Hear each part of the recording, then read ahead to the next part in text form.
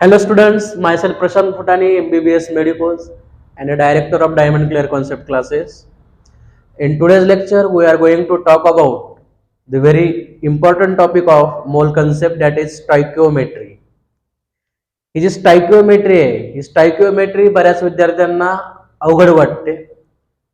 मी अगोदर तुम्हाला स्टायकिओमेट्रीचं लॉजिक सांगणार आणि त्यानंतर ट्रिक्स काय असतील, आपल्याकडे काही टेक्निक्स असतील, त्या टेक्निक्स मार्फत आणि ट्रिक्स मार्फत आपण क्वेश्चन सॉल्व्ह करू. तर स्टायकिओमेट्री म्हणजे काय? तर स्टायकिओमेट्री अशी काय कुठली मोठी कन्सेप्ट नाही किंवा अशी काय भयानक गोष्ट नाही. तर स्टायकिओमेट्री म्हणजे काय की एखाद्या बॅलन्स्ड केमिकल रिॲक्शनचं जे रिप्रेझेंटेशन असतं, त्या रिप्रेझेंटेशनलाच आपण म्हणणार स्टायकिओमेट्री. स्टायकिओमेट्री काय असेल की एखादी बॅलन्स्ड रिॲक्शन आहे. एक्झाम्पल घेऊ. सपोज आपल्याकडे हेबर्स प्रोसेस आहे. Haber's process,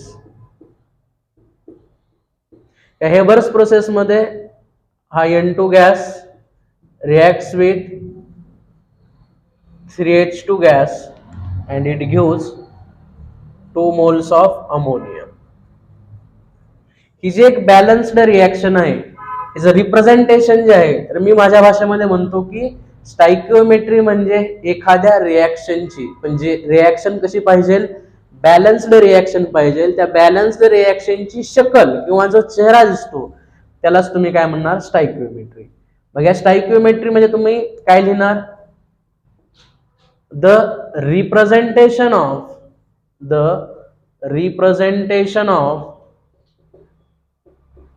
a balanced chemical reaction म्हणजेच काय असेल, त्या रिॲक्शनची स्टायकिओमेट्री. आता या रिॲक्शन मध्ये आपल्याला काय काय दिसतं, इथं नायट्रोजन किती आहे, N2 1, हायड्रोजन किती आहे 3 आणि अमोनिया किती आहे 2. तर हे जे 1, 3 आणि 2 आहे यांना म्हणायचं stoichiometric coefficient. These are known as stoichiometric coefficient. आता हे जे स्टायकिओमेट्रिक कोइफिशियंट्स आहेत हे काय रिप्रेझेंट करतात, तर हे स्टायकिओमेट्रिक कोइफिशियंट represents moles, व्हॉल्युम्स किंवा तुम्ही मॉलिक्युल्स म्हणू शकता. हे स्टायकिओमेट्रिक कोइफिशियंट काय रिप्रेझेंट करतात, मोल्सला रिप्रेझेंट करतात, त्याचबरोबर व्हॉल्युमला रिप्रेझेंट करतात किंवा मॉलिक्युल्सला रिप्रेझेंट करतात. पण या टॉपिक मध्ये आपण मेनली फोकस करणार आहोत मोल्स आणि व्हॉल्यूम वरती. म्हणजे मी काय म्हणू शकतो बघा, की या रिॲक्शन मध्ये 1 मोल नायट्रोजन रिॲक्ट्स विथ 3 मोल हायड्रोजन अँड इट गिव्स 2 मोल अमोनिया. म्हणजे या रिॲक्शन मध्ये 1 मोल नायट्रोजन रिॲक्ट झालेला आहे 3 मोल हायड्रोजन सोबत आणि यांच्यापासून आपल्याला किती मोल अमोनिया मिळालेला आहे, 2 मोल. म्हणजे 1 मोल, म्हणजे हा स्टायकिओमेट्रीवरून मी हे सांगू शकतो की 1 मोल नायट्रोजन रिॲक्ट्स विथ 3 मोल हायड्रोजन आणि किती मोल आपल्याला अमोनिया मिळतोय, 2 मोल अमोनिया मिळतोय.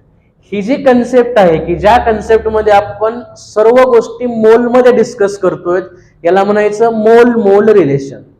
कुठलं रिलेशन असणार आहे हे, मोल मोल रिलेशन. दिस इज मोल मोल रिलेशन. आता मी ह्या मोल मोल रिलेशन मध्ये आणखीन एक गोष्ट सांगू शकतो. तुम्ही व्हिडिओ पॉज करून कॉपी करू शकता, कारण हे जे 1, 3 आणि 2 जे आहे हे आहे स्टायकिओमेट्रिक कोइफिशियंट आणि हे रिप्रेझेंट काय करतं, मोल्स, व्हॉल्युम्स आणि मॉलिक्युल्स. ओके, कॉपी केलं असेलच. आता मी मोल मोल जे रिलेशन आहे ते एकदम डिटेल मध्ये जाऊन एक्सप्लेन करतो, कारण हे ज्या गोष्टी आहेत तुम्हाला येणं गरजेचे आहे. इथून डायरेक्टली क्वेश्चन विचारला जातो. नेक्स्ट हेडिंग द्या, मोल मोल रिलेशन. हा बघा, याच्यावरून तुम्हाला काय दिसून येतं की 1 मोल नायट्रोजन जो आहे, 1 मोल नायट्रोजन रिॲक्ट्स विथ 3 मोल आणि घेतो 2NH3.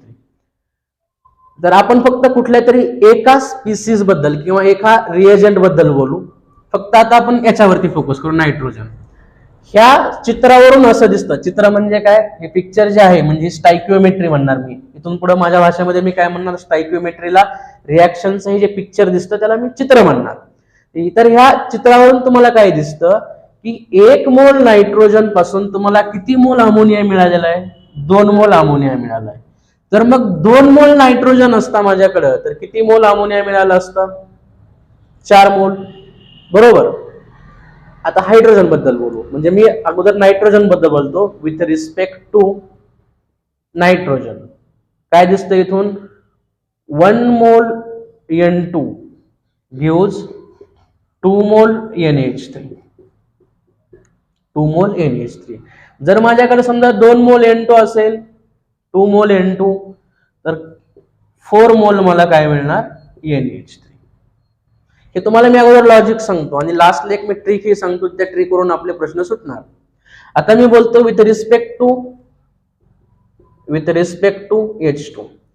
याच्यावरून काय दिसतं, 3 मोल हायड्रोजन पासून किती मोल अमोनिया मिळतोय मला, 2 मोल. बघा, 3 मोल H2 इट गिव्स 2 मोल NH3. जर मला 3 मोल पासून 2 मोल मिळत असतील तर मला 1 मोल हायड्रोजन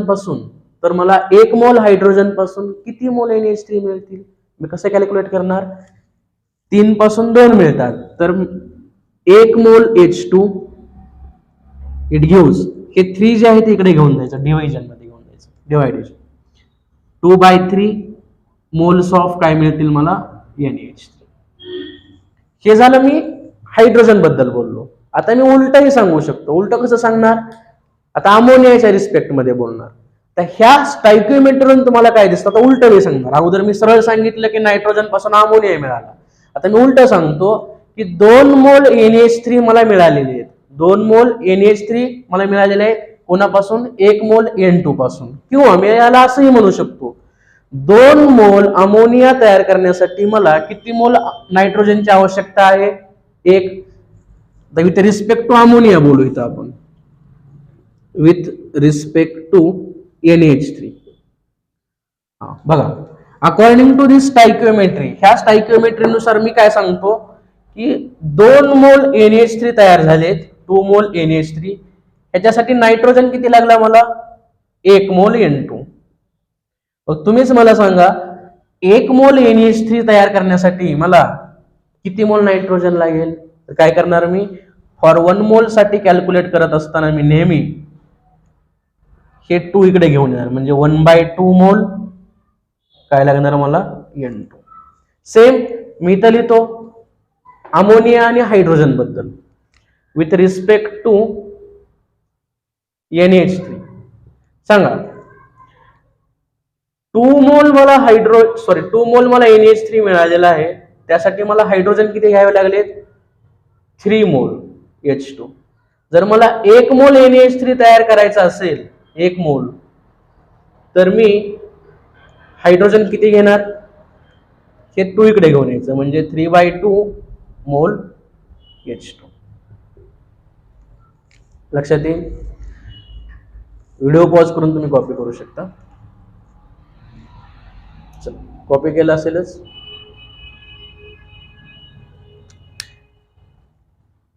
स्टायकिओमेट्री नेहमी लक्षात ठेवायची. त्याच्यावरती एक क्वेश्चन घेऊ आपण, जो की नीट 2019 मध्ये विचारलेला आहे, डायरेक्टली ह्या कन्सेप्ट वरती.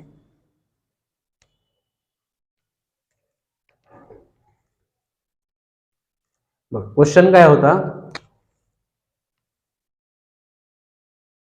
इन हेबर्स प्रोसेस, क्वेश्चन आहे, in Haber's process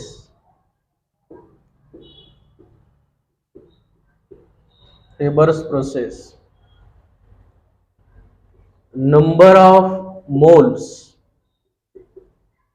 required to form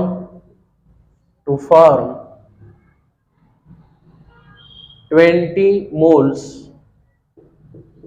20 moles of NH3. आणि हा क्वेश्चन विचारला होता नीट 2019. हेबर्स प्रोसेस मध्ये आपल्याला किती मोल अमोनिया तयार करायचा आहे? 20 मोल NH3. 20 मोल NH3 तयार करण्यासाठी आपल्याला किती मोल हायड्रोजन लागेल? Required in Haber's process number of moles of H2 hydrogen required to form 20 moles of NH3. त्यासाठी अगोदर आपल्याला काय लिहावे लागेल? हेबर्स प्रोसेसची रिॲक्शन लिहावी लागेल. हेबर्स प्रोसेस काय होती आताच शिकवली मी तुम्हाला. N2 gas plus 3H2 gas it gives 2NH3 gas. चला मला सांगा, अकॉर्डिंग टू स्टॉइकियोमेट्री, ह्या स्टॉइकियोमेट्रीनुसार नायट्रोजनचे किती मोल्स आहेत इथं? 1 मोल. हायड्रोजनचे मोल्स 3 मोल. आणि अमोनिया किती मोल तयार होतोय? 2 मोल तयार होतोय. हे झालं अकॉर्डिंग टू स्टॉइकियोमेट्री. आता मी तुम्हाला सांगितलं आपल्याला कोणत्या दोन स्पेसिस बद्दल बोलायचंय फक्त? एक अमोनिया आणि दुसरा कोण आहे? हायड्रोजन. याच्याबद्दल फक्त बोलायचं आपल्याला. तर बघा मी असं सांगू शकतो, काय सांगू शकतो?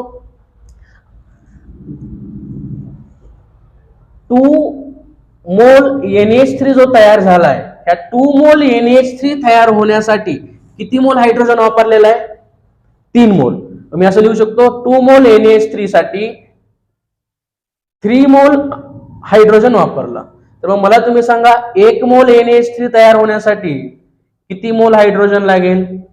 हे 2 इकडे घेऊन यायचं म्हणून शिकवलंय मी. 3/2 मोल्स ऑफ H2 एवढे लागतील. पण आपल्याकडे अकॉर्डिंग टू क्वेश्चन बघा 1 मोल NH3 साठी एवढे मोल H2 लागतील. तर आपल्याकडे किती मोल NH3 तयार झालेला आहे? 20 मोल्स. मग काय करायचं? फॉर 20 मोल्स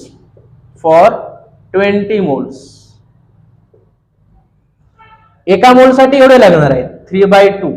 तर 20 मोल साठी किती लागणार? इंटू 20 करा. म्हणजे इथे किती येतील? 10, that is 30 moles of H2. आणि हेच आपलं उत्तर असणार. 30 मोल्स आपल्याला लागतील कशाचे? हायड्रोजनचे. हाच क्वेश्चन मी 30 सेकंदामध्ये सोडवू शकतो. ट्रिक सांगतो बघा, तुम्हाला जे सोयीस्कर वाटेल त्या पद्धतीने तुम्ही सोडवू शकता. बघा कधीही प्रश्नामध्ये काय करायचं, लक्ष द्यायचं की तुम्हाला मोल्स कोणाचे दिलेत, कोणाचे मोल्स दिलेत आणि कोणाचे मोल्स कॅल्क्युलेट करायला तुम्हाला सांगितलेले आहेत. हे दोन गोष्टी तुम्हाला कळाल्या की मी ट्रिक जी शिकवणार आहे ती करणार. तर ह्या प्रश्नामध्ये आपल्याला मोल्स विचारलेले आहेत हायड्रोजनचे आणि मोल्स दिलेले आहेत कोणाचे? NH3 चे. मग कधीही असा प्रश्न आला तर त्यावेळेस काय करायचं बघा, ज्याचे मोल्स विचारलेले आहेत आपल्याला, ज्याचे मोल्स विचारलेले आहेत त्याचा स्टॉइकियोमेट्रिक कोएफिशिएंट घ्यायचा. मग ज्याचे मोल्स विचारले म्हणजे H2 चा आपल्याला मोल्स विचारलेत ह्याचा स्टॉइकियोमेट्रिक कोएफिशिएंट 3. ह्याला डिवाइड करायचं ज्याचे मोल्स दिलेत, कोणाचे मोल्स दिलेत? NH3 चे. त्याचा कोएफिशिएंट किती आहे? 2. याला डिवाइड केला आणि इनटू गिव्हन मोल्स, जे दिलेले मोल्स आहेत आपल्याला क्वेश्चन मध्ये किती मोल्स आहेत? 20. त्यांना मल्टिप्लाय करा. काय उत्तर येतं बघा, दॅट इज 30 मोल्स. तुम्ही या मेथडने करा किंवा या मेथडने करा, कुठल्याही मेथडने केला तरी आन्सर तेच येणार आहे. पण फक्त एक गोष्ट लक्षात ठेवायची, कधी माझं रिकमेंडेशन असं राहील की तुम्ही कधी मोल्स मध्ये डील करा. कारण मोल्स कसे काढायचे? ज्याचे मोल्स तुम्हाला कॅल्क्युलेट करायचे आहेत त्याचा कोएफिशिएंट, त्याला डिवाइड करायचं ज्याचे मोल्स दिलेत त्याच्या कोएफिशिएंटनं आणि इनटू करायचं गिव्हन मोल्स. ओके, हे झालं स्टॉइकियोमेट्री आणि हे रिलेशन झालं मोल मोल रिलेशन. नेक्स्ट लेक्चर मध्ये डिस्कस करूयात आपण की व्हॉल्यूम रिलेशन काय असतं आणि त्याच्यावरून आपण क्वेश्चन डिस्कस करूयात. ओके, कळतं इथपर्यंत? व्हिडिओ पॉज करून कॉपी करू शकता.